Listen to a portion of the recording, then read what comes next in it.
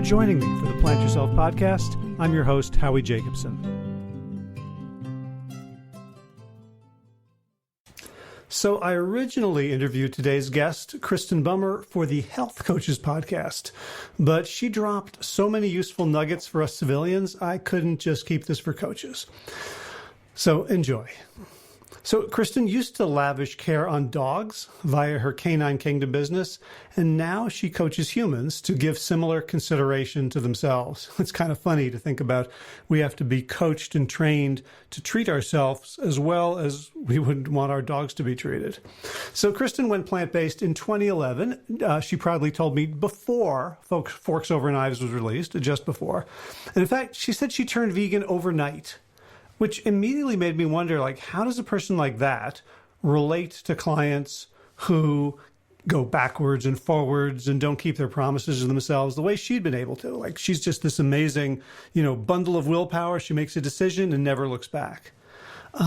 But then Kristen revealed her own secret behavior during pregnancy when she added Starbucks lattes, then non-vegan scones, then Panera chocolate chip cookies, even while she was an ethical vegan activist. So sneaking in this non-vegan food. So a tremendous amount of cognitive dissonance in her life at that point.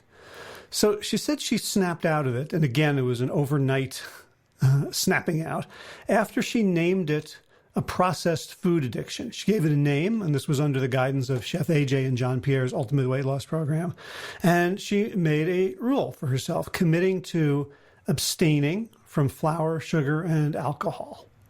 So originally, this was for the Health Coaches podcast. So then we talked about what she learned from her experiences to become a coach and how she works on coaching people. And she shared how she works not so much on the details of the food plan or the workout plan, which ultimately are kind of trivialities, but really works on the mindset and the deep internal dialogues that determine our actions. So, for example, many women in caretaker roles abandon their own needs due to a belief that I don't matter. And eventually, as those around them demand more and more of their time and attention, they become resentful. And so you can easily tell this person, well, you need to block off 30 minutes to do yoga in the morning, put it in your calendar. But that's not going to solve the problem until we help the person come from a different belief, a different understanding of themselves, a different rule about who they are and how they show up in the world. So we spent some time in unpacking the practice of intuitive coaching, which involves trusting oneself as a coach and also trusting the client and engaging in deep curiosity-driven listening. And I called this episode How to Become Intuitive because I think this skill of deep listening to ourselves is crucial for all of us. We all have the capacity to some extent to coach ourselves. And when we are in a mode of, I am trying to, for self-mastery, which of course implies master and slave, right? It's a dichotomy that some part of us is going to master some other part of us. We're getting into a conflict that can never be resolved. Whereas if we talk about learning to really empathize, to listen to what's going on, to pay attention to the wisdom of our bodies and of our minds, and not distrust them, but learn how to trust what they're telling us, even as we acknowledge that we need to make changes in the way we operate in the world. So let's get into it without further ado. Kristen Bummer, welcome to the Health Coaches podcast. Thank you so much. I'm happy to be here. Yeah, tell us a little bit about yourself and what you do. Sure. So I started my plant-based journey back in 2011, right before Forks Over Knives came out, and have been on such an amazing ride since then. It's really crazy. If you'd asked me back then if I would be teaching people plant-based, I would have thought you were crazy. Well, what were you doing back then? Back then I went to Cornell. I have an animal science degree, and at that time I was running my own dog daycare facility. Oh, okay. Yeah. So my first career was in the pet care industry, and it's actually sort of interesting how that, even though, so I made a career in my, working for other people and then leading my own business in treating pets like they were royalty. My business was called Canine Kingdom, and it was where pets are royalty. And so it was all the frou-frou stuff and doggy massages and exercise programs for dogs and all these crazy things. And yet at that time, and for my whole life, even though I've always been an animal lover, I was eating them. Right. And so I never once made the connection about why would I treat these animals this way and then eat the other animals. So it was only in hindsight that I realized this is really kind of crazy. How did I miss this whole thing? The whole thing. Yeah. It's also a little ironic that like your business now is like human kingdom. Like, yes, humans, why don't you treat yourself as well as you treat your dogs? Right? Isn't that the truth? Yeah, that's full circle for you. Cool. Yeah, So then what happened? Okay, so I was so I was always fairly fit. I was athletic and always into different sports. And then when I was late 20s, I started to get a little bit heavy for the first time. And I also noticed my blood pressure was climbing. And so despite the fact that I was working out all the time, P90X, all crazy workouts, and that fitness was an important part of my life, I was not slim and I was now experiencing high blood pressure. And it was a really strange confusion for me because I thought I was doing all the right things. I was eating low carb. I was eating lots of lean protein, right? And staying away from junk food. So it was so I started on this journey to figure out what's going on. What can I improve upon? My family has a long history of heart disease, diabetes, cancer, you name it. And it was alarming to me that I didn't look like the elders in my family, but I had the health profile and I was heading that way. So that became very concerning. And so that's what put me on the journey to figure out an answer. And the China study landed in my lap. And that was the start of all of it. And I went straight from standard American diet to vegan diet.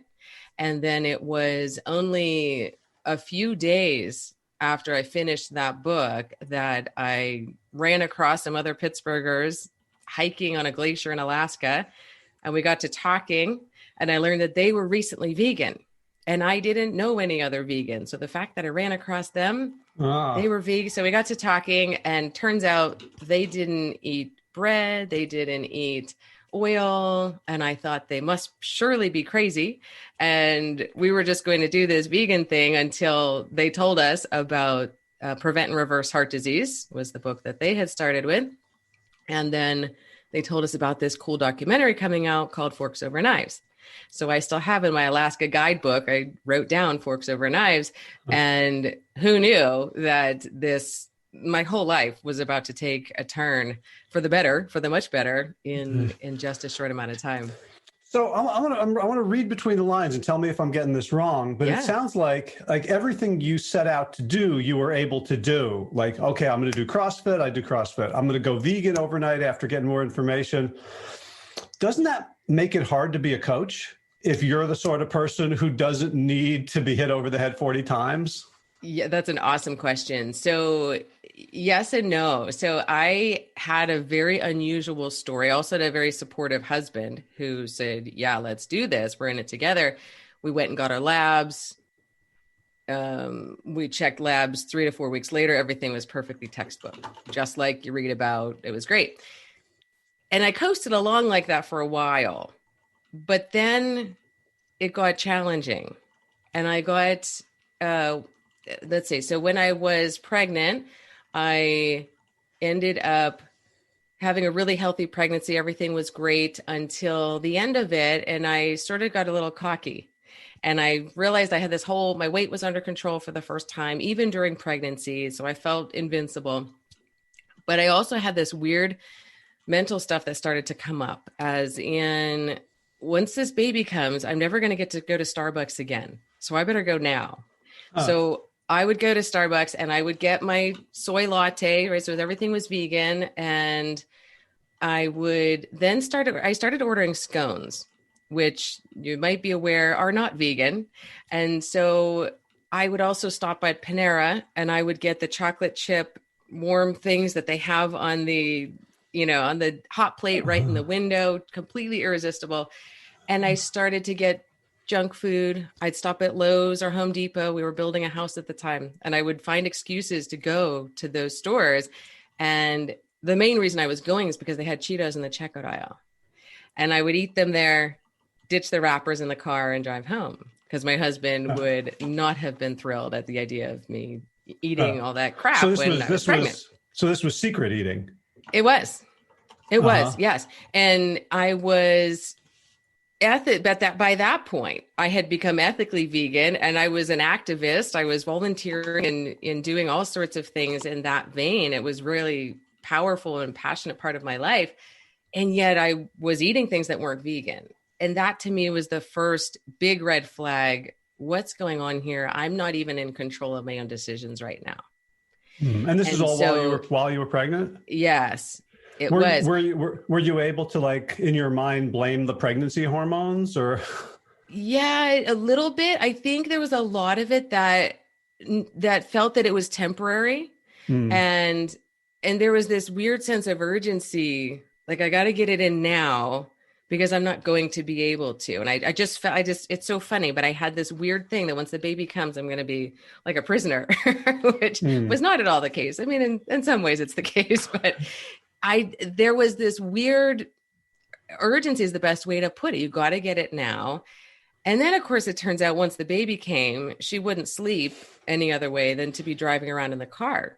So what did I do? I went to Starbucks drive-thru, and I spent a lot of times in this Starbucks drive-thru with the baby in the back seat, getting my latte and scones. Right. So, and the baby's not going to tell. No, she didn't tell.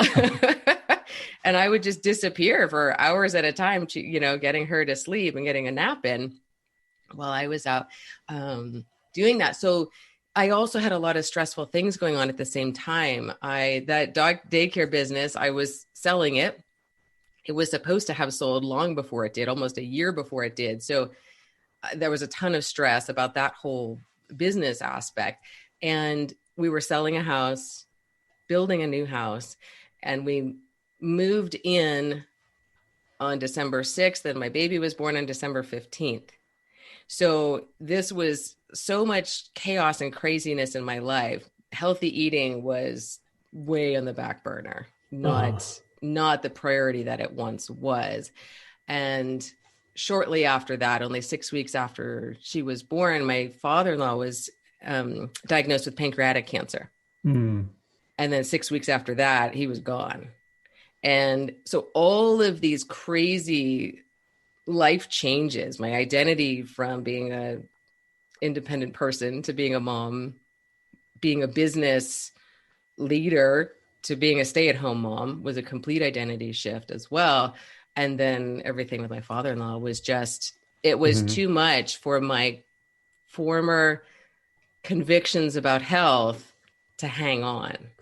So what was it about the junky food and the non-vegan food? Like what was good about it? What was it doing for you?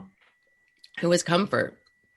And I felt like it was, and what I now hear clients talk about all the time, if they're willing to be honest about it, that was where my joy was coming from, because things were crashing down all around me. That was the good stuff. And it was, I still had this old lingering belief that those are treats, right? Warm chocolate chip cookie, that's a treat. I deserve a treat. If anybody deserves a treat right now, it's me. Yeah. And so those were the kind of, messages or thoughts that I had that were prevailing that kept luring me in that direction. And it's interesting because, the three things you mentioned, obviously your father-in-law getting sick and dying is not a good thing, but the others were, right? Like you sold the business because you presumably, wanted out, had made something successful, was going to harvest it. You had a baby. Like the life doesn't care whether we get what we want or not, right? It's gonna throw shit at us. That's right. Yeah. Ready or not, here it comes. Yeah. It was just so much change. I think it was so much change, and the decision fatigue of building the house. I mean, our house was amazing, and absolutely, it was so exciting to get to that phase, right? So it's the culmination of all this stuff. And it just was so much all at the same time that the new habits slipped away. Old habits were right there waiting for me. So aside from the mental gymnastics about being an ethical vegan, eating non-vegan food, and whatever else was going on in your mind, was there a cost to this behavior? I started to really doubt myself. I was really questioning. And by this point too, I had been influencing a lot of friends. I wasn't coaching or anything like that, but I felt like a lot of people were watching. All my employees were watching what we were doing. They were watching our changes. And so I started to feel like a fraud a little bit.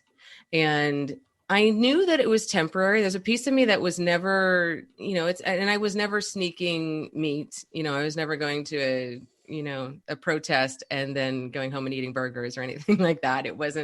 I never felt intentionally misleading, but I had a case of imposter syndrome where I, knew all these things to do. And this is one thing I hear from all my clients all the time. I knew what to do. I knew better. I'd seen the results. I turned my whole health around. I reversed hypertension. I got out of the pre-diabetic range. I did all the stuff. Like, I know what to do, but there was just something in my way preventing me from doing it. So how'd you solve it? So I actually found a program. I had known of Chef AJ and John Pierre from years ago. I live in Pennsylvania, and so I'm very close to the Vegetarian Summerfest that's held here every year in Johnstown. Well, most years. And I had seen both of them speak, and I was attracted to the concept. And I actually messaged on Facebook. I reached out to Chef AJ and I said, what's going on here? I know what to do. I'm not doing it. Is there a secret? What's the deal? And that was the first time that I was introduced to the concept of processed food addiction. And I realized there was something I know a lot of people are sort of standoffish about that concept.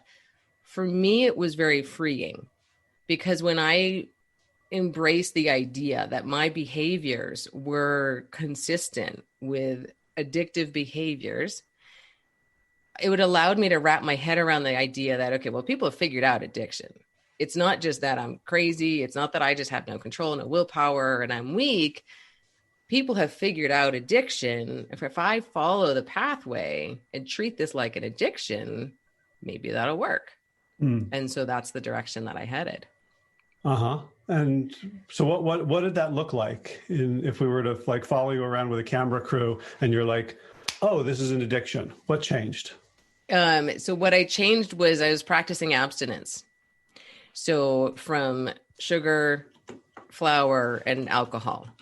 Those were the three big changes that I made. And that was back in 2014. And one of the big turning points for me too, because this behavior I noticed, I couldn't avoid it. I realized what I was doing. I didn't like it, but I also wasn't motivated to stop it, or didn't know how to stop it until my daughter was a year old. And as I got ready for her birthday party, I realized I was putting on my full-term maternity clothes. And I thought, whoa, we're done. This is it for me. I'm done. We're done messing around. We're going to figure this out. And that's when I sent that message and started that path. And so it was remaining completely vegan, right? So back to being vegan, which I always intended to be, was just those, snacks here and there that would sneak in, but being diligent about sugar, flour, and alcohol, getting it out. And just like I had gone vegan, I did all of that instantly. Overnight, we're done. I cleaned out the house. My husband was on board enough that he was okay with that. And I saw results very quickly because I went all in 100%. Now I know that doesn't work for everybody, and I get that. That's how it worked for me, and it was really good. So if you followed me around, you'd see me eating tons of veggies, tons of beans, tons of fruit, and whole grains, and none of the other stuff. So that allowed me to experience a true version of a whole food plant-based diet where there's nothing processed sneaking in there. Gotcha. Whether anybody's looking or not. So let's fast forward to now you being a coach. I think one of the things that I realized held me back for a long time is that I thought that my own journey was a template for everyone. Yeah. And I'm wondering if you had that, or, Chef AJ is very, very clear. Like when she works with people, like, you do it her way. She's not flexible. Right. And so the people who work with her know what they're getting. Right. How do you work with people? Like, do you just tell people, oh, you have a processed food addiction, or you allow people to maybe explore it on their own? And, there are ways in which someone could hear that and be empowered, and there's ways in which someone could hear that and be disempowered. Like, right. What's your approach? Yeah, and you never really know. Well, sometimes you do, or you might have a hunch, and you could be wrong about that. So my approach is to meet people where they are. So I think that's one of the reasons why I stepped up to be a coach. Actually, it was that people reached out to me. I became a mentor in some of those programs, and people would reach out to me and ask for help.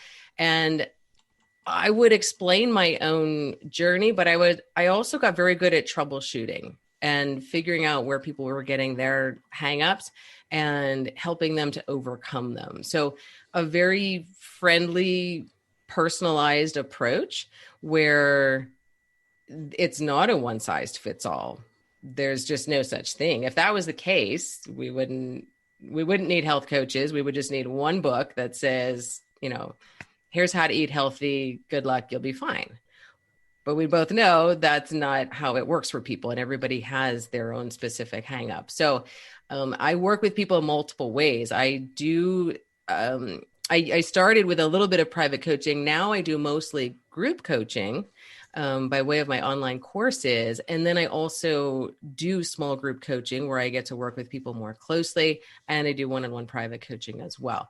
So depending on where we're at, right, which level of coaching I'm working with somebody in, the approach is always to get them thinking and help them arrive at their own conclusions, right? So and people ask all the time, can I eat this? Am I allowed to eat this? And my response is, you can do whatever you want. You're a grown up, right? It's not my job to tell you this is what you have to do. I'll tell you what I think, and I'll tell you what the science says is the most successful way to go. And I'll help you, work within that to figure out what is going to actually work for you. But at the end of the day, I'm always handing the power back to them because I don't live with them. I can't make their choices. And if I have any effect on them at all, it can only be to empower them to make their own choices that are going to benefit them. So when people come to you, do they typically know, they may not know the details, but they typically know the general direction, like, okay, whole food, plant-based. And are they typically mystified that they can't do it? Definitely. Yeah. The greatest majority of my clients are people who have been plant-based for some time, sometimes many years. And either they were many years ago and they've fallen away and they want to come back to it. That happens sometimes, but more often they keep trying, and they're just not seeing the results they want to see. And so they're looking for some missing piece, right? Finding that missing piece of the puzzle to have it all come together. And you said, when they say they're not finding the results, do you mean like in terms of the outcome or behaviorally? Like, hey, I'm doing everything perfectly and I'm still not losing weight, or I keep sneaking cheese and stuff like that. Right. So it's more the latter. There are some people that feel like they're doing everything right and it's not working. But usually when we dig a little deeper, we find there's some tweak that they can make that would make things better. There are some people that I've come across who don't fit that mold, but the majority do. And then the others it's more behavioral. I know what to do, but I'm not doing it. I keep going back to stuff. I don't know why I'm so tempted. Or I could do it if only my family was on board. I'm sure I'd be fine if I had more time, right? So there's some kind of thing that they've identified is holding that back, which where it may or may not be the thing to work on, right? Sometimes that's not really the thing, it's something else. Right. Yeah. There's a game that I play with clients once they come to trust me. Is we'll linguistically say, what's your biggest reason for not doing X, and then we turn it into my favorite. It's what's your favorite excuse. Nice. I like that. Right. Yeah, You that's can't good. give that to people too soon, otherwise it's like a slap. But like Yes, that's when right. you can sort of smile. Right. There's a way in which you can become sort of a co-conspirator and go, yeah, I did that. I know your game. Exactly. Exactly. And I think that, that gives a coach such a great advantage when you know all the tricks, like you know what people are thinking and what they're telling themselves because you've done it too. Of course. Right. So it sounds like you've told yourself, the addiction rationalizations and lies, but when you make a decision, it sounds like you don't look back. And in my experience, that is not at all common. That Mm-hmm. people will make the decision, will have a session, they're like, okay, yeah, I'm really good. And then next week, they're like, yeah, like it slipped away like the air from a tire with a hole in it. Right. How do you help those people who don't seem to be able to keep a promise to themselves? Yeah, that's a great question.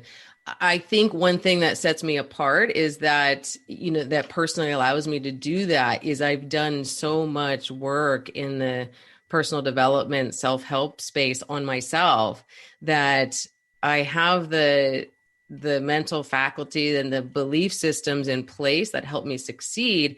And I think that's the place where most people are falling short. The reason that they're really struggling is because they're missing that piece. Their self-esteem is lacking from years of experiences that tell them they're not good enough, whether from themselves or from other people.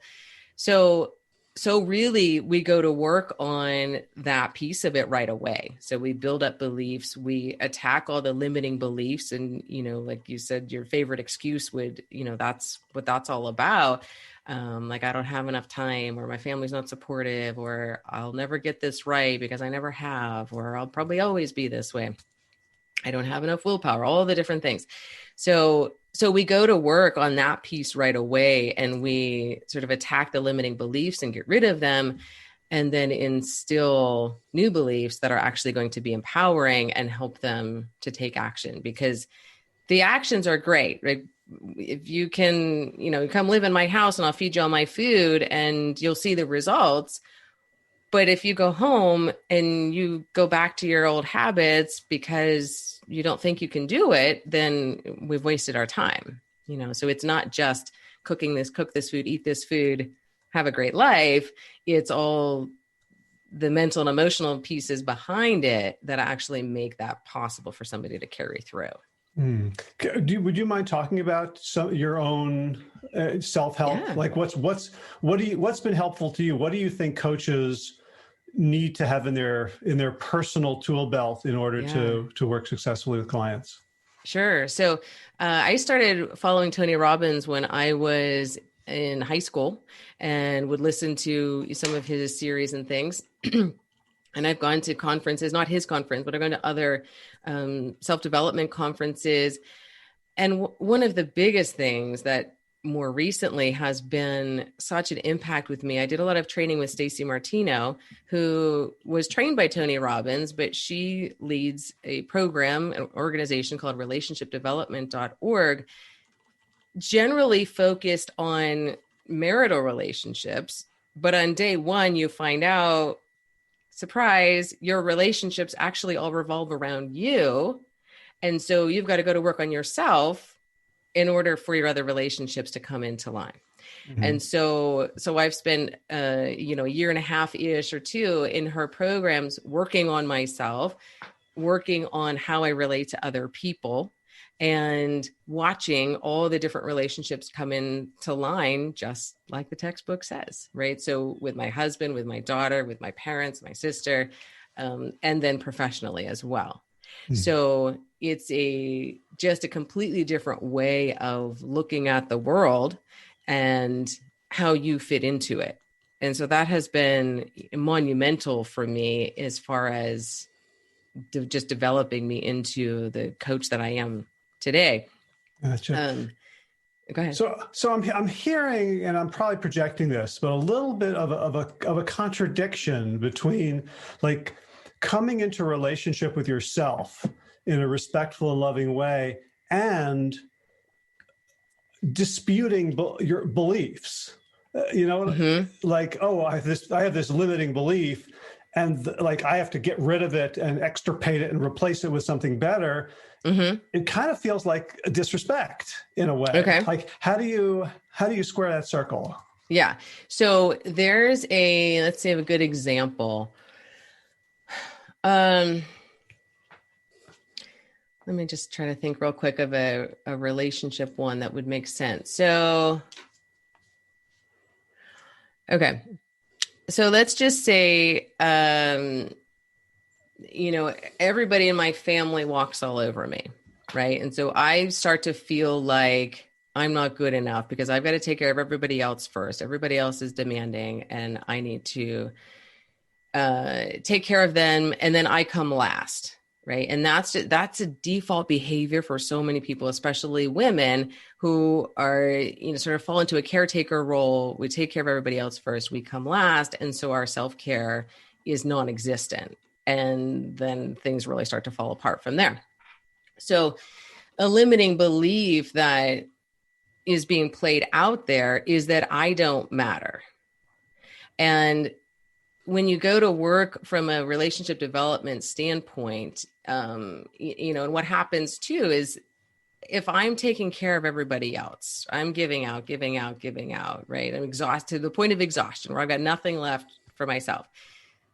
I feel like I'm doing a good thing because I'm taking care of everybody else. But the problem is that I'm eventually going to feel resentful because I'm taking care of everybody else and they're not giving me anything in return, right? And then I start to have this sort of scoreboard that I'm keeping where I gave you this, you owe me that. It's all subconscious, right? It's not actually happening, but in my mind, every time I do something nice for somebody else, I expect something in return. And when I feel like I'm getting walked all over, then I start to perceive myself as not good enough. I'm not earning their respect. And so I'm just going to try harder. And that's actually called pleasing. That's not really giving to them. I'm pleasing to them. I'm trying to placate others in order to earn their love and respect. And so a relationship development approach to that would be to actually respect myself first, to give wholeheartedly without expecting anything in return, and to stop that scoreboard of you owe me. I did this, you owe me that, right? So it's tapping into a place of authenticity where I don't just say yes to everybody anymore. If somebody asks me to do things, I run it through my filter. Does that fit into my schedule? Am I giving up something I don't want to give up in order to do that? Is it authentic to me to say yes? And this is, everything from signing my daughter up for a new sports activity to saying yes to a volunteer obligation or opportunity to hopping on a podcast, right? Does that fall in line with what I've laid out as the things that are important to me? So it actually is authentic because the limiting belief there was that I'm not good enough and that everybody else needs to come first. And so when I can address that and realize, okay, that's actually not true. I'm creating that.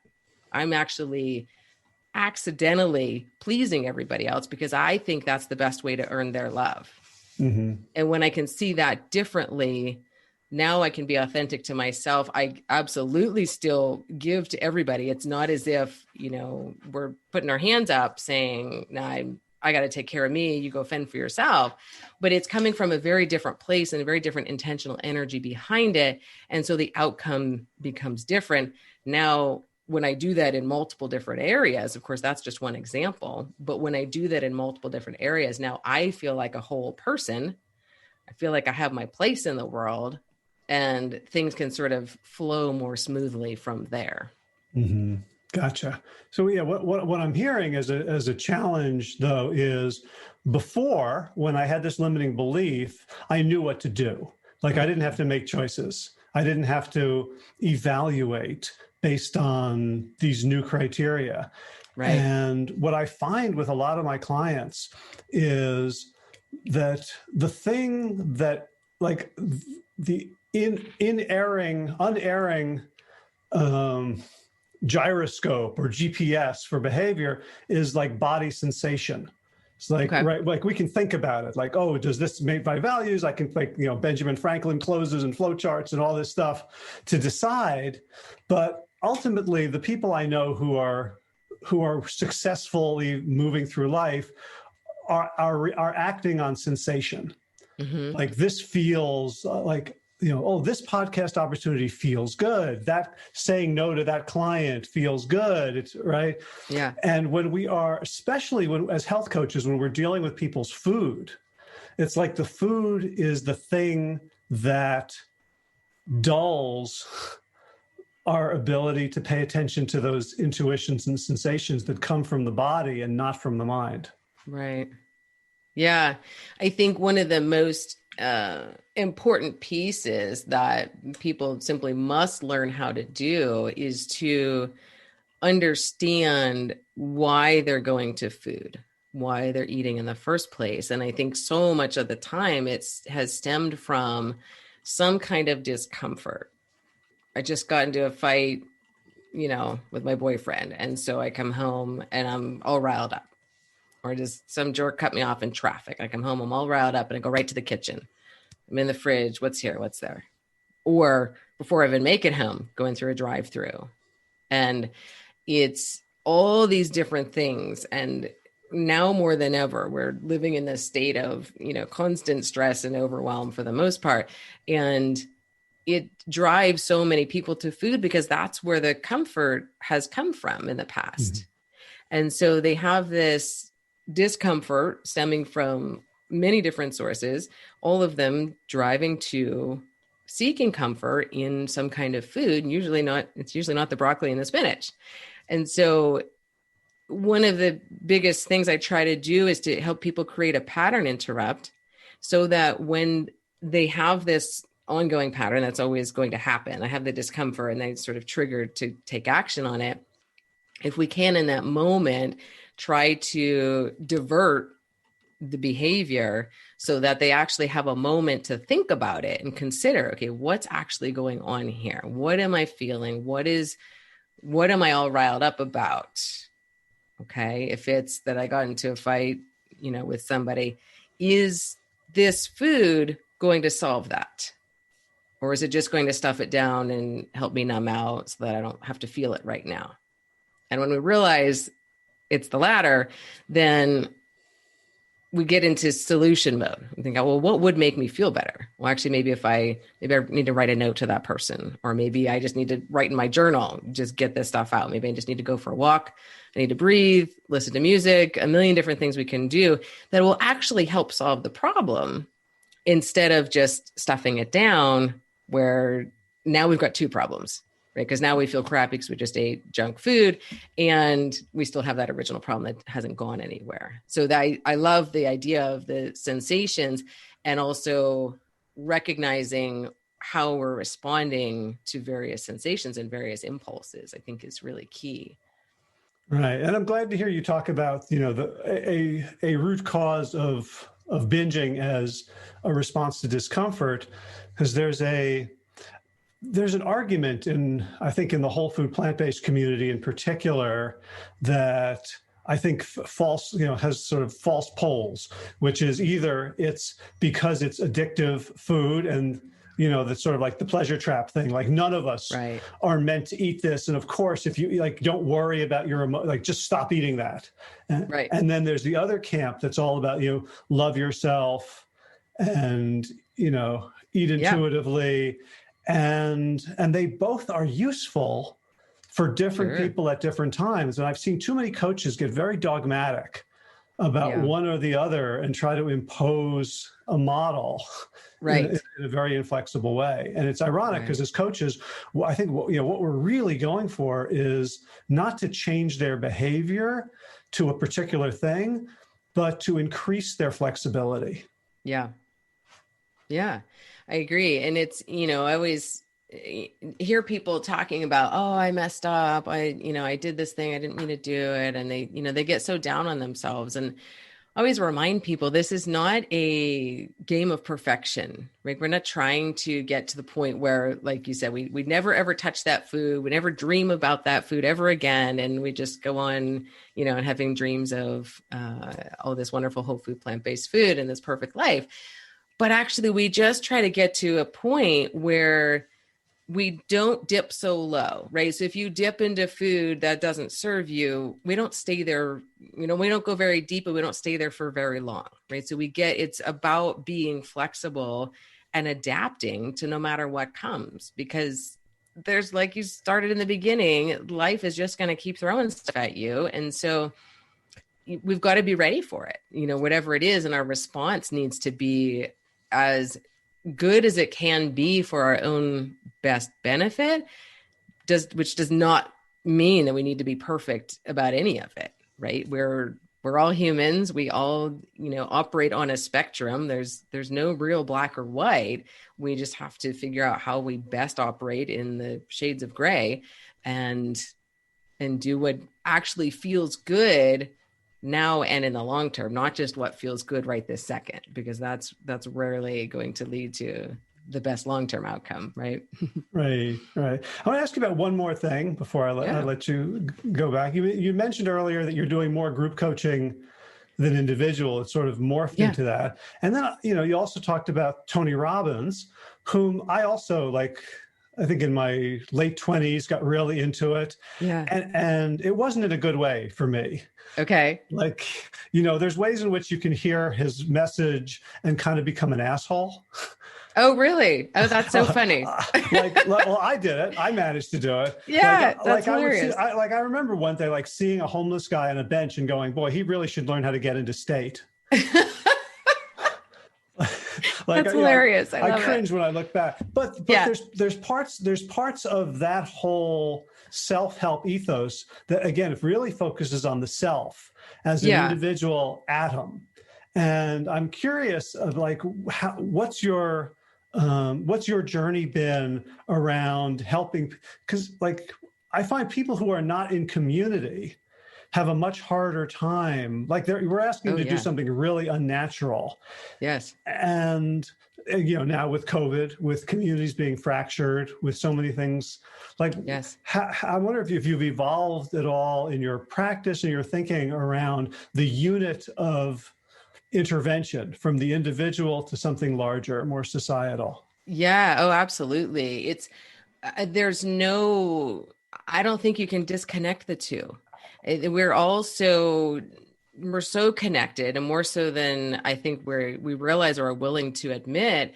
And we must work together. And that includes working on ourselves, right? So it's sort of a dance, I think, in a way. And, it's funny my journey has just taken some evolutions, and it's almost like it cycles back, right? I keep working on different things and seeing them in a different way. And so just for example, when I made my dietary change for my own health, right? That was the number one thing that I was trying to do. So there was all self there, right? Just how can I be the best person that I want to be and be around for a long time and enjoy the life? So I started in that realm, and then got really turned on to, or maybe turned off from, all the craziness in factory farming. And as an animal lover, I jumped right to that. And I started volunteering with the Humane Society of the United States and working with Humane PA and, working on policy change at a big level, because I realized obviously very quickly I can make my changes, but unless we're making massive changes, this stuff's not going to change. So I jumped quickly to that, and also realized, well, the policy change is important to me.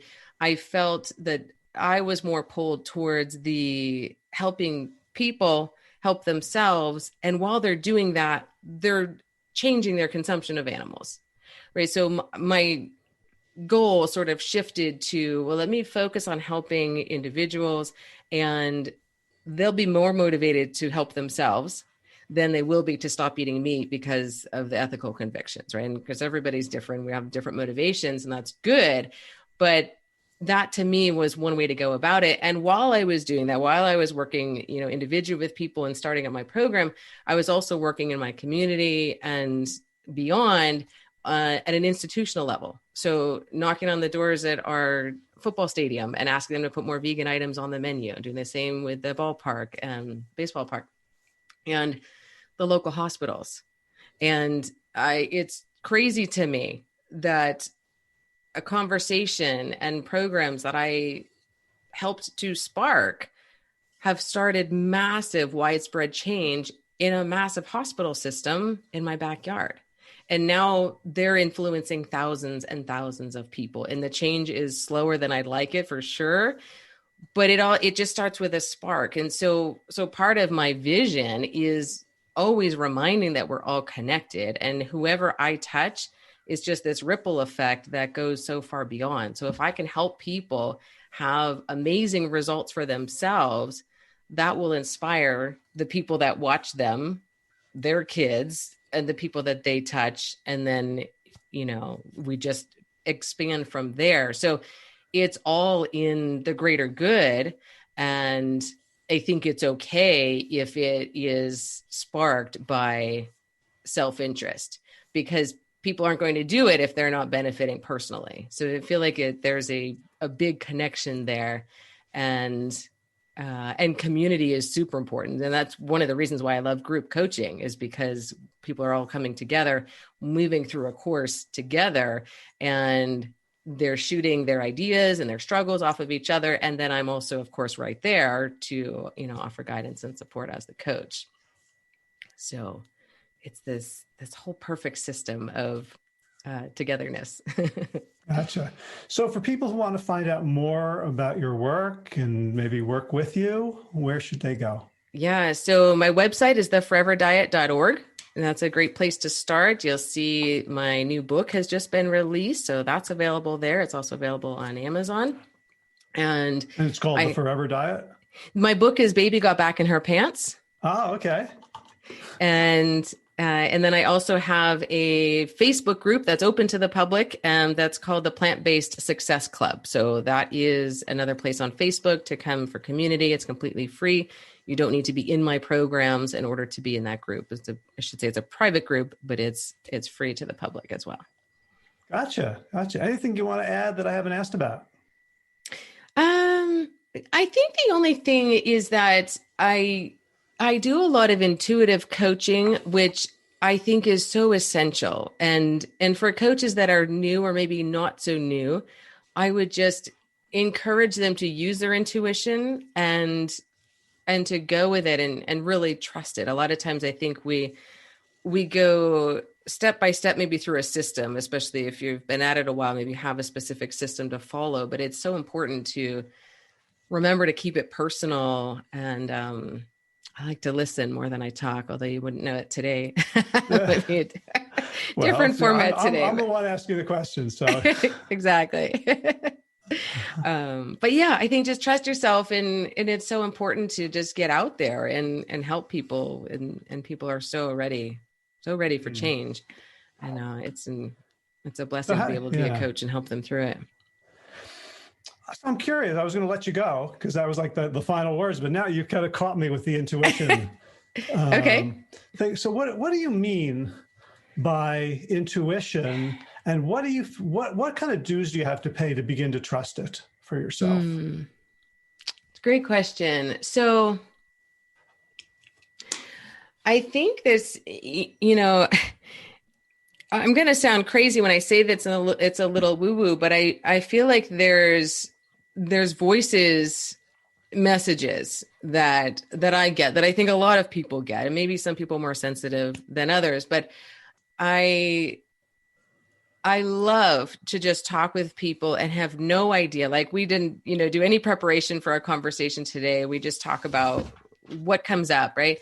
And I think that's so I think the biggest piece of trusting intuition is being able to walk into a coaching session without an agenda, right? And to ask a lot of questions. And as you think of other questions, maybe jot them down if the client's speaking at the time, and then come back to it. If you hear them say something that's kind of curious, dig a little bit deeper and come back to it. And so many times I'll hear people say something that they would have just glossed over. And I think a lot of coaches would have just glossed over. But if we stop and go back to it and dig deeper into some of those things, we find stuff that's really interesting.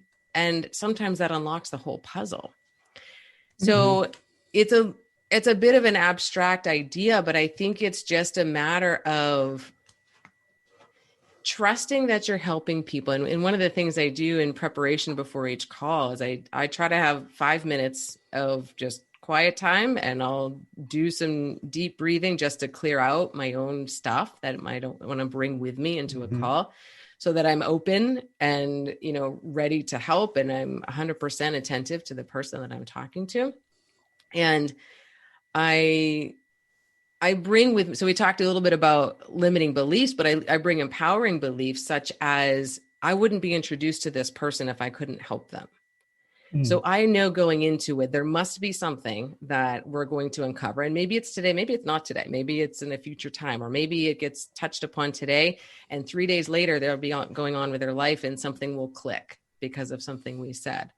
So I don't know how you foster that other than just practicing and trusting that you are helping people in some way, even if you can't see it. So even if they don't walk away with, this new food plan and an exercise plan and all this stuff that's important, but it's also relatively superficial, right? There's a balance of all of it that needs to come together.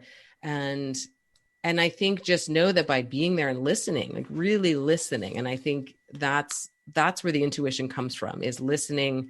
And then when you have a thought, it's okay to go with it, even if it doesn't seem that important. Right. Well, I'll reflect back to you a couple of things that I heard that I think for me kind of can operationalize intuition a little bit. One is obviously the listening, and listening with curiosity, right? Like when I am never bored as a coach when I approach it like there's a really good story here. Yeah. Like it's almost feels a little self-indulgent. Like when I'm bored, when someone's boring me, I'm like, this isn't working. It's not working for them, because people are so fascinating. Yeah. Right. And like, yes, like your story about everything's perfect. And then all of a sudden I'm sneaking Starbucks with an infant in the back. I'm like, as long as you can't talk, we're good. That's right. Right. Like that's a movie scene. Right. And so the, for me, the curiosity about like, where's the story here? Where's the juice? Right. Entertain me, make me like, yeah, I want some jollies here. Like, where's the good stuff? Right. And then the second thing that I heard, I don't know if you spoke it in words, but I'm certainly feeling it from you, is a profound respect for your clients' abilities and motivation. And this is something I actually don't see in a lot of coaches, that like the coaching profession basically believes that people are unmotivated and we got to figure out how to motivate them. Yeah. And that feels very disrespectful. And I think what you're saying is people, like, we have to listen for those little throwaways and nuances, because that's what's hiding the real problem. Yeah. And that if people knew what the problem was, they would have solved it. And so they're by definition, they're just trying to solve the wrong problem. They're trying as hard as they can. They're not lazy. Right. Yeah. They're not weak. They're not. Yeah. Yeah, absolutely. It's crazy. And I've had some amazing conversations with people just because I was willing to keep asking questions and keep nudging a little bit. And like you said, you have to know when it's safe to do that, and you've got to make people feel safe, right? So you have to, sort of go through the steps to help them feel like they can trust you. But when you can get to that point and you can nudge a little bit and ask the questions, it's amazing what comes out. I've had worked with somebody who had been plant-based for years, had been, in the movement and helping a lot of people and involved in, specific programs. And yet she was really struggling to stick with it herself, right? So she was she could, you could hand her a mic and she could tell you everything to do. She knew all the stuff, all the science, but couldn't do it.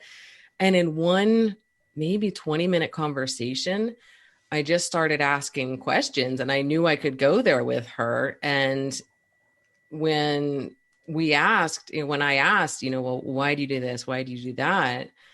And I, was leading down a path, allowing her to lead, but I was guiding her.